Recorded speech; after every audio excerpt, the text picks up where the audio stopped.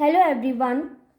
आज की वीडियो का जो टॉपिक रहेगा वो है कैपिटल स्ट्रक्चर, जो हमारे लिए भी इम्पॉर्टेंट है और फर्म के लिए भी इम्पॉर्टेंट है, क्योंकि अगर फर्म बनी है तो इस ही पर्पस के लिए बनी है, इस ऑब्जेक्टिव के साथ बनी है कि वो लंबे समय तक चलेगी।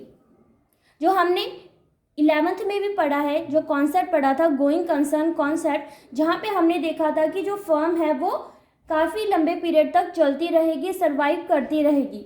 अब इतने लंबे पीरियड तक अगर फर्म को जाना है, ग्रोथ करनी है, तो कैपिटल स्ट्रक्चर के बारे में सोचेगी कि कहाँ से हम फाइनेंस को जनरेट करें, कौन से सोर्सेज ऑफ फाइनेंस हैं जिसे हम अपनी फर्म को और आगे तक बढ़ाएं। तो इसी पर्पस के साथ जब फर्म ये डिसाइड करती है कि फर्म को आगे बढ़ना है, ग्रोथ की तरफ जाना है, तो बहुत सारे फैक्टर्स हैं जो उस फर्म की ग्रोथ को इफ़ेक्ट करते हैं। उसमें से एक फैक्टर आता है कैपिटल स्ट्रक्चर। अब कैपिटल स्ट्रक्चर बोलते किसे हैं? कैपिटल स्ट्रक्चर से कैपिटल का मतलब क्या होता है कि जो फाइनेंस फर्म को चाहिए, चाहे वो फर्म स्टार्ट होने पर जो प्रमोटर्स हैं उन्होंने उसके ऊपर लगाया है, उसको लगाने के बाद आगे भी फर्म को बढ़ने के लिए साइड बाय साइड और फाइनेंस की भी तो ज़रूरत होगी, है ना। तो अब उसका एक स्ट्रक्चर बना दिया जाता है कि कहाँ से हम जनरेट करें, क्या जो हमारे फर्म में ऑलरेडी पैसा है हम उसी के साथ आगे ग्रो करें या कहीं और से भी पैसा जनरेट करें, क्योंकि फर्म सीमित नहीं रहती, फर्म को और भी जगह इन्वेस्ट करना पड़ता है, फर्म को ग्रोथ के लिए और जगह भी अपने सोर्सेज ढूंढने पड़ते हैं फाइनेंस के लिए।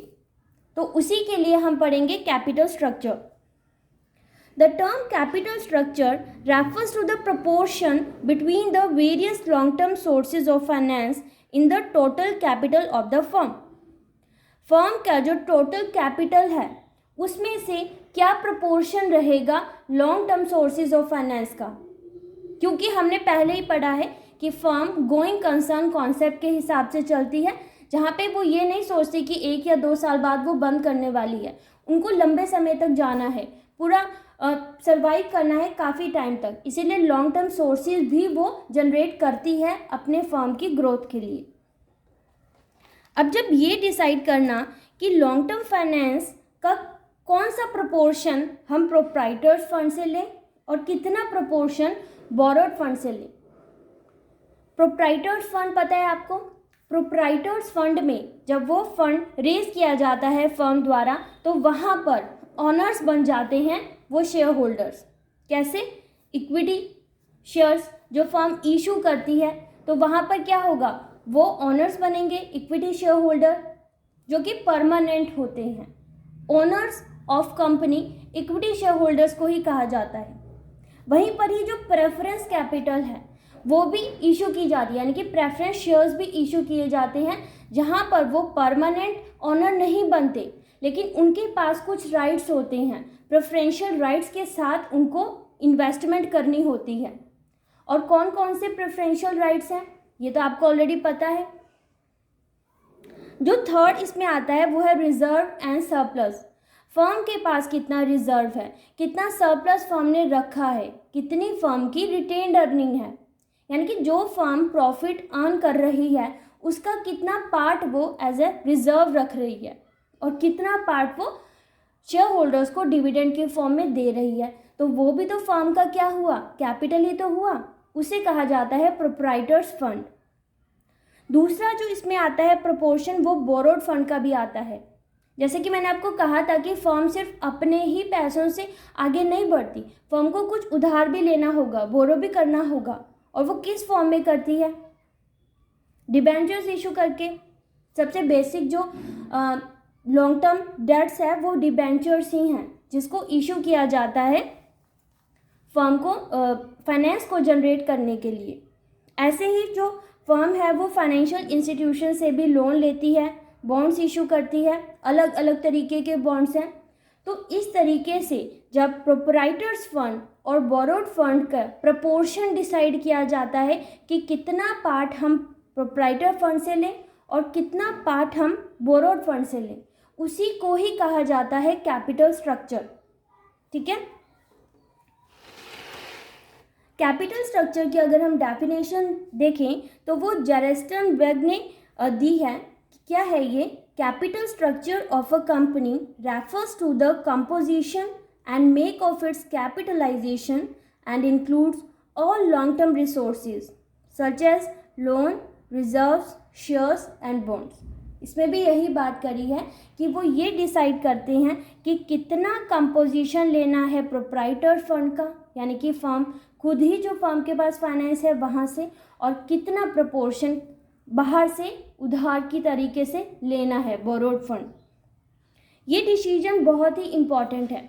इसके लिए इस कैपिटल स्ट्रक्चर का क्या लिया जाता है? डिसीजन। अब ये डिसीजन क्यों लिया जाता है?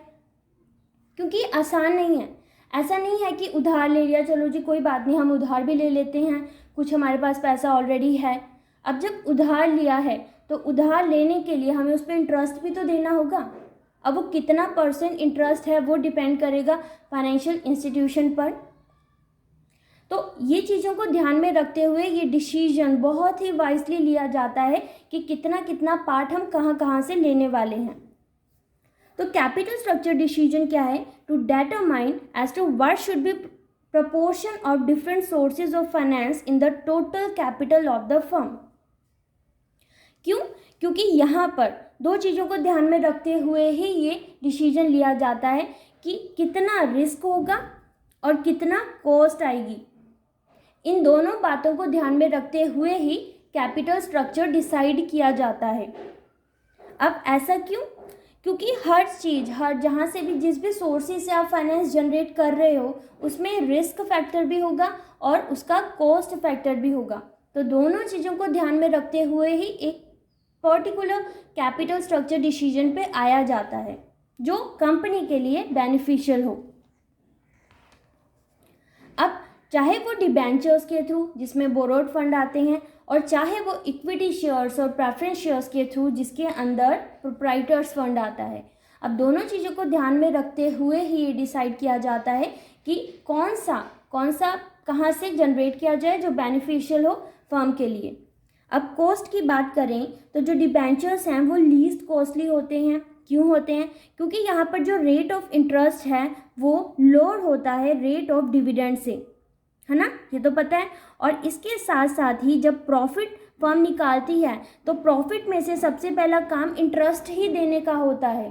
तो जब इंटरेस्ट उसमें से डिडक्ट हुआ तो बाकी बचा हुआ जो प्रॉफिट है उस पर लगता है टैक्स। तो एक तरह से ये टैक्स को भी रिड्यूस करने में हेल्प करती है। ठीक है, इसलिए लीस्ट कॉस्टली है। वहीं पर इक्विटी शेयर्स ज़्यादा कॉस्टली है। क्यों है भाई कॉस्टली? क्योंकि कॉस्टली है क्योंकि यहाँ पर रिटर्न हमें ज़्यादा मिलता है। अगर प्रॉफिट ज़्यादा है तो इक्विटी शेयर होल्डर्स है उनको ज़्यादा मिलेगा, क्योंकि फिक्स्ड % पर तो बेस नहीं होता। ज़्यादा प्रॉफिट तो ज़्यादा रिटर्न मिलेगा इक्विटी शेयर होल्डर्स को, कम है तो कम मिलेगा। तो हम ज़्यादा को ध्यान में रखते हैं तो इसीलिए ज़्यादा कॉस्टलियर है। किसके कंपैरिजन में? इंटरेस्ट ऑन डिबेंचर्स और डिविडेंड ऑन प्रेफरेंस शेयर्स से, क्योंकि प्रेफरेंस शेयर्स में भी जो डिविडेंड दिया जाता है वो फिक्स्ड रेट पे दिया जाता है। इस हिसाब से अगर हम कॉस्ट की बात करें तो ज़्यादा प्रॉफिटेबल फर्म के लिए होगा डिबेंचर्स को इशू करना। लेकिन रिस्क को भी भूलना नहीं होगा, क्योंकि कंपनी जब देखती है कि रिस्क किस में है तो देखो यहाँ डिबेंचर्स में ज़्यादा रिस्क है। अब क्यों रिस्क है? क्योंकि यहाँ पर इंटरेस्ट तो देना ही होगा डिबेंचर्स पर, चाहे फर्म को प्रॉफिट हो चाहे फर्म को लॉस हो, उसमें से इंटरेस्ट देना ही होगा। ठीक है, नहीं तो डिबेंचर होल्डर्स क्या करेंगे? कोर्ट में चले जाएंगे। ठीक है, लेकिन इक्विटी शेयर्स में क्या होता है? ये लीस्ट रिस्की है। जैसे कि मैंने आपको बताया कि अगर कंपनी को ज़्यादा प्रॉफिट हुआ तो ज़्यादा रिटर्न देना होगा इक्विटी शेयर होल्डर्स को, लेकिन अगर कंपनी को लॉस हो गया तो कोई रिटर्न देने की ज़रूरत नहीं है इक्विटी शेयर होल्डर्स को। इसीलिए ये कम रिस्की है फर्म के लिए। अब ये डिसीजन कि कौन सा लें, डिबेंचर्स इशू करें यानी कि बोरोड फंड से हम कुछ प्रपोर्शन लें, या फिर हम प्रोप्राइटर्स फंड से लें कि हम इक्विटी शेयर्स इशू करें, प्रेफरेंस शेयर्स इशू करें, क्या करें, रिटेन्ड करें अर्निंग को या डिविडेंड की फॉर्म में दे दें। तो ये सब डिसीजन कौन लेता है, financial manager. Financial managers pros और कॉन्स को देखता है, जितने भी सोर्सेज ऑफ फाइनेंस हैं उनके, और फिर जो सबसे एडवांटेजियस सोर्स होगा उसको क्या करेगा, सेलेक्ट करेगा। अब ऐसा करते ही क्यों हैं, अब अभी तक हमने इतना पढ़ा तो आपको पता चल ही गया होगा कि कितना इम्पॉर्टेंट डिसीजन है कैपिटल स्ट्रक्चर का, और किस चीज़ में हेल्प करता है। ये कंपनी की रिस्क को डिटरमाइन करने के लिए हेल्प करता है कि फर्म रिस्क की पोजीशन में तो नहीं जा रही, ज़्यादा डिबेंचर्स लेने पर या ज़्यादा इक्विटी शेयर्स इशू करने पर रिस्क में तो नहीं जा रही, तो उस चीज़ का ध्यान रखने के लिए हेल्पफुल है ये। इसके साथ साथ कॉस्ट ऑफ कैपिटल, फर्म को कितना कॉस्ट आ रहा है किस सोर्स से, उस चीज़ को ध्यान रखने में कैपिटल स्ट्रक्चर डिसीजन इम्पॉर्टेंट है। दूसरा, ये फ्लेक्सिबिलिटी और लिक्विडिटी के ऊपर भी फर्म की इफ़ेक्ट करता है।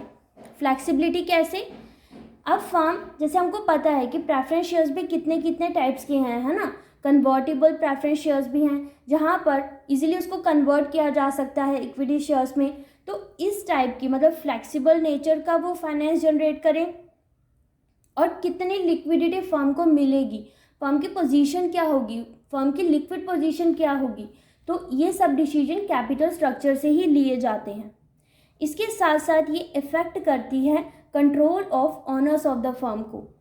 क्यों, जैसे अगर फर्म इक्विटी शेयर्स डिसाइड करती है कि वो इक्विटी शेयर्स इशू करेगी, तो इसके साथ साथ जो ऑनर्स का कंट्रोल है वो भी क्या हो जाएगा, डिवाइड हो जाएगा, क्योंकि और इक्विटी शेयर होल्डर्स आएंगे और ऑनर्स बनेंगे, तो इससे उनका जो परसेंटेज है, इक्विटी शेयर्स का जो परसेंटेज है वो क्या हो जाएगा, डिवाइड हो जाएगा।